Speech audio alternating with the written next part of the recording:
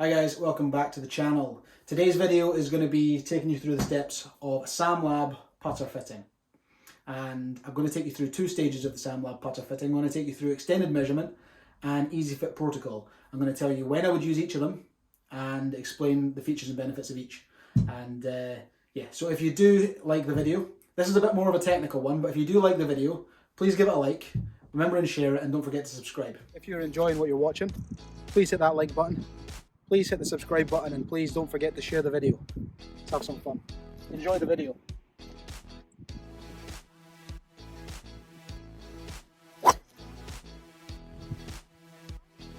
That's a good start.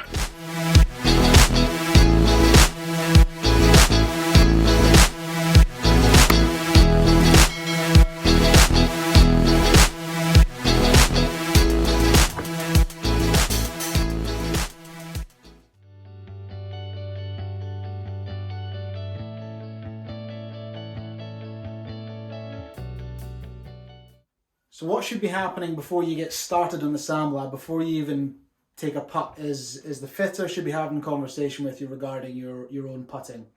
Your misses, where you play, what type of greens they are, what you want the putter to feel like, firm, soft, what kind of ball you use. These are all conversations that should be occurring before you even hit a putt.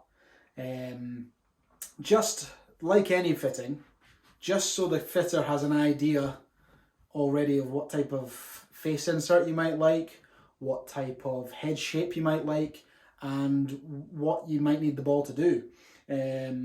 If you play on particularly fast greens, the last thing you want to be doing is or maybe the last thing you want to be doing, again, this is where the conversation comes in, but personally, if I was playing on fast greens, the last thing I would want to do is use a soft putter insert, because then I'm going to have to hit it harder to get it to go a bit further. And I would rather have the firm putter face and not have to hit it as hard, retain a bit of feel for me, but you might just get that guy who likes a really soft putter, like you got Ping Sigma 2.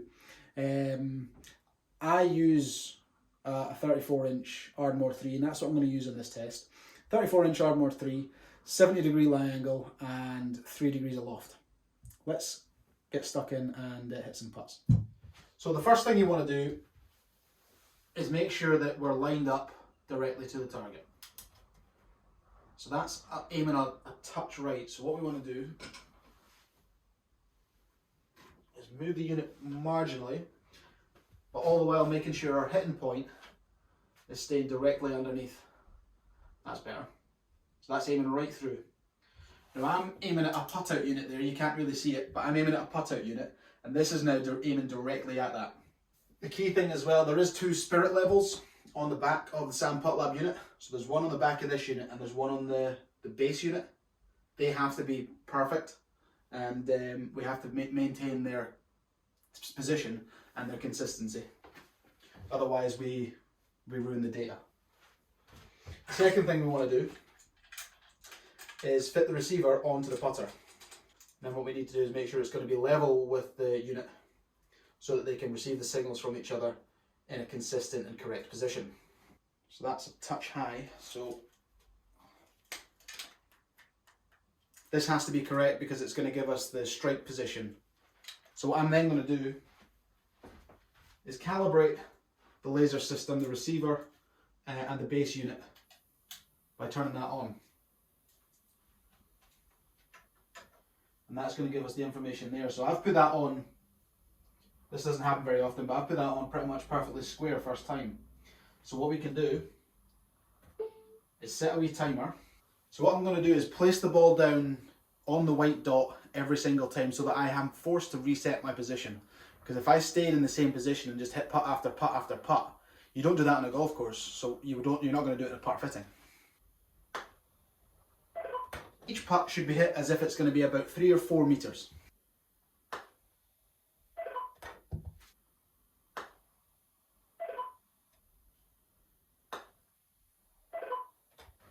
When you're doing a putter fitting, I would always try and encourage you to make sure you're using the balls that you use on the course, or bring your own. If you're doing it in the shop, we can always open up a box of balls and make sure you're getting the same feel. Because if we used range balls or just kind of refurbs, you're not getting the same feel as you would on the course, and that may change the data.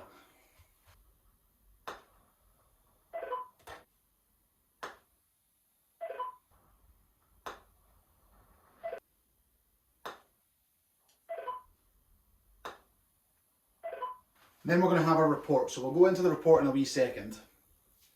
The big thing when you're doing a putter fitting is try not to knock the putter off the ground. This is, it's securely on, but it could easily be moved. The other thing is once the system is on and ready to pick up, you can't take any practice swings. So it's 10 consistent putts, hopefully moving position each time to reset yourself. So that if it's an alignment thing, that will then show. Because if you're standing in the same position each time, what you're going to do, if your alignment's off on the first one, it's going to be off on 2 through 10 as well.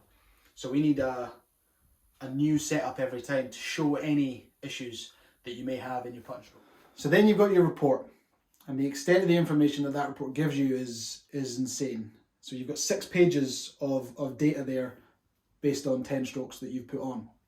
Now mine's, the tendency is 84%, the timing is 80%, and the consistency is 67%. So because the consistency is a little bit lower than where I would want it to be, I never really had a warm-up, I just went straight into it. If I was doing a putter fitting, I'd be getting them to hit a few putts, different lengths, just to get into a rhythm and not just straight off the sofa, essentially.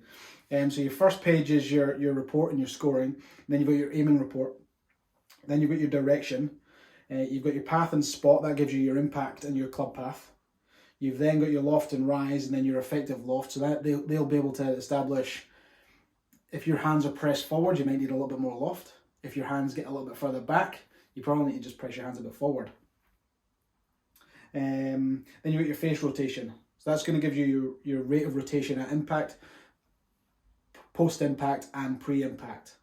And that's going to determine what style of face balance or toe hang putter you're gonna have. So you know in ping they use slight arc, and then you've got your movement dynamics, so that's your tempo and such like. And then from all that information they would make a recommendation. The next bit I'm going to show you is EASYFIT protocol. Essentially you'd hit 7 putts, and then that gives you, the S.A.M Putt Lab just fires out a putter without giving you any huge amounts of overwhelming data. You need to know all the information about your own putter. So for example, I know that this is 34 inches. I know that the lie angle is 70 degrees, and I know that the loft is 3 degrees. So I can then put that data into the EASYFIT protocol and then hit 7 putts, and that's going to fire out what I should change. So if this is 70 and it tells me to go 69 degrees, I need to go 1 degree flatter. If I need to change the loft, I need to either add loft or take away loft because of the loft I'm presenting at impact. And that's all influenced by this little unit here. So you can see there, by me moving little tiny bits, this delivery changes. And that's how good this unit is. This will give you within 1 degree of what you should be. So I'm going to take you through EASYFIT protocol quickly. I'm just going to hit the 7 putts and see what information it fires out to me.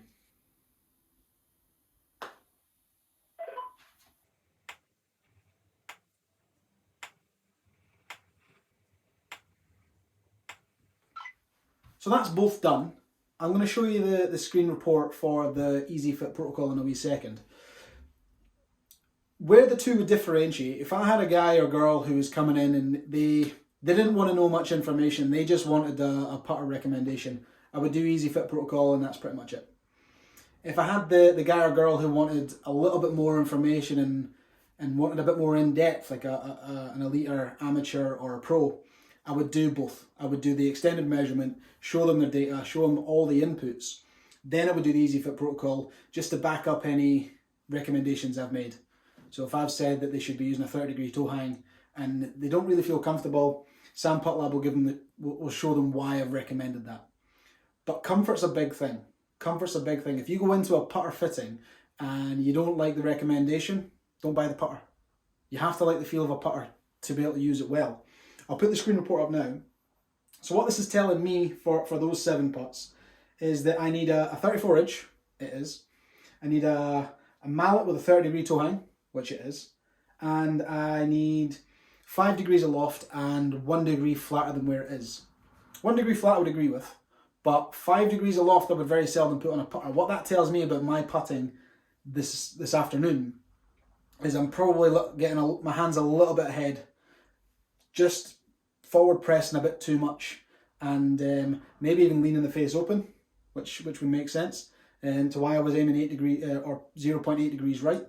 Just because I'm forward pressing, that's going to open the face a fraction, and I'm going to aim it right, which explains the miss earlier on. The consistency improved, which is a relief. I'm up to 71% in the consistency. I'm not going to lie, I was a little bit concerned with that 67 number. But and then the second page there is you've got very, very basic information: shaft lean, launch angle, strike point, the top view of the stroke path, and then you've got face aim and your rotation at impact, and 10 centimeters prior and 10 centimeters after. That's the two basic reports for S.A.M Putt Lab. Both very, very good. Both slightly different in their own ways, but the lasers don't change. Regardless of what report you're printing off, the lasers don't change. The biggest thing is getting the consistency and finding the right putter for you. Take feel into account, take looks into account, and take the data into account.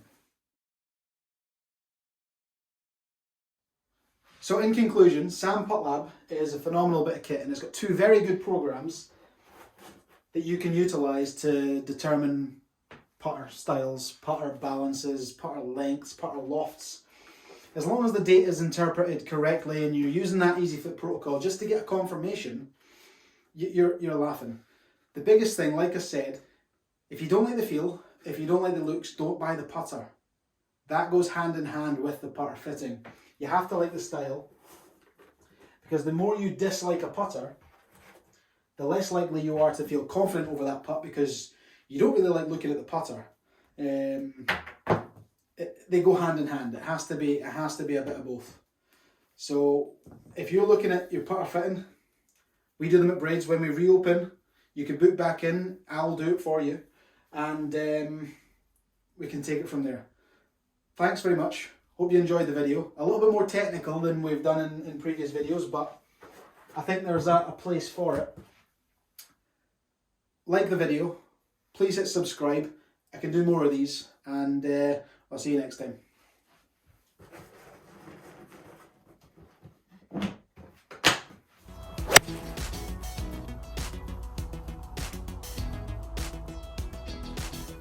That was nice. If you enjoyed the video, don't forget to like, share and subscribe. See you next time.